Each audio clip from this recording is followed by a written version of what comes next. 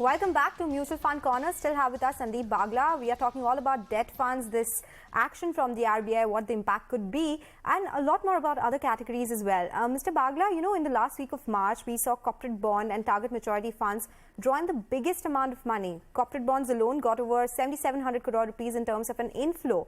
What are your thoughts on both of these categories? Okay, so target maturity funds are passive funds, and they help you in sort of cash flow management, in the sense that if you have a requirement for a certain period where you want your money back and you want to keep it away, you could either put it in FDs, or you could buy a bond, or you could put it in target maturity fund. Now, why target maturity funds became popular was because they were investing in, let's say, government securities, and you were getting the tax benefit. As opposed to if you were buying the same government bond directly in your demat account, you would not get the tax benefit.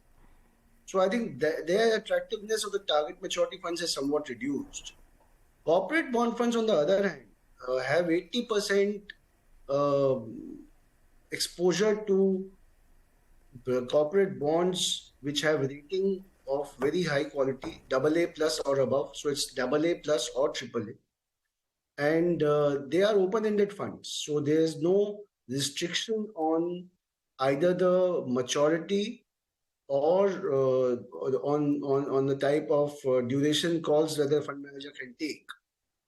The risk is low in the sense that quality of the corporate portfolio is very high, and it can really give you a good flavor of the interest rate movements and benefit from capital gains from time to time.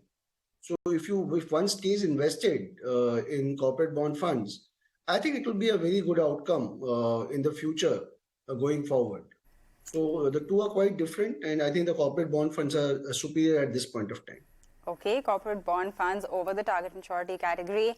Mr. Bagla, what other categories would you look at? Because, as soon as this tax amendment came through and that entire indexation benefit was taken away, we were talking about alternatives. A lot of people suggested, balanced advantage funds, hybrid funds.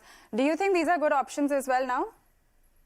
No, they are good options. But when I last checked, I think that the expense ratios were slightly higher than if you were to replicate the same funds by investing in a debt fund separately and investing in an equity fund separately. So, for example, let's say you have a balanced fund where 65% is in equities and 35% is in debt. So you are getting equity benefit, taxation benefit. However, if you put 65% direct equities and 35% in debt, probably your overall cost will be better. So hybrid funds have done well over a period, but I feel that there's some room for improvement in fund management or performance, given the dynamic nature of the markets and the various combinations of hybrid funds. So, when we are talking about income funds, equity funds, and the larger issue still remains that there is no instrument available to a retail investor now that can really help you beat rising inflation with an indexation benefit that has been taken away from debt funds right now. Can you talk to us about any fund, any suggestion you can think of to put in place which would help long-term savings for investors? So, most investors actually invest for the returns. Tax is an added element or which can help you decide whether this instrument or that. So I think, just like I was explaining in the previous half of the show, that a Crystal Composite Bond Index has given a return of between 8.5 to 8.75. Now, if you were to look at the long-term inflation, CPI inflation trajectory in India, I think we would be close to, anywhere between 5 to 6%. And even after taking expenses out, if investors were to make somewhere close to 8% from open-ended pure debt fund, which has a maturity of, let's say, anywhere between 5 to 7 years, and you hold it for 2 to 3 years, I think over interest rate cycles, while your returns could fluctuate, but overall you would be able to beat inflation comfortably. at least historically for the last 10-15 years, that has been the experience.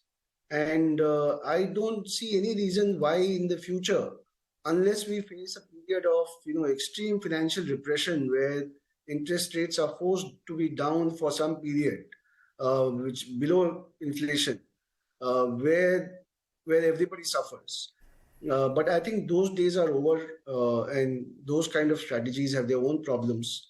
So I think being in an income fund, or let's say a long duration fund or a corporate bond fund or a short-term fund, banking PSU fund, or any combination of these funds would be extremely good in terms of beating inflation comfortably. Whatever liquidity requirements one may have, one could invest in something like liquid funds or money market funds. There's a plethora of funds which have maturity of up to 1 year, and their duration risk and interest rate risk is very, very low. So for liquidity management, you could use funds up to 1 year, and for beating inflation, you should have a range of funds which I mentioned earlier, and with the advice of a mutual fund distributor, you could form a very, very clean portfolio, which will give you returns as well as safety, as well as extremely good liquidity. Yeah. All right, Mr. Bagla, you've given us a full set of different options that we can look at, as well as a lot of these categories, and taken us through, what will really work for what kind of investors. So thank you very much for joining us and taking us through this in-depth class on looking at debt investing. But we will wind down on that note. Thank you all for tuning in. There's lots more coming up on the other side.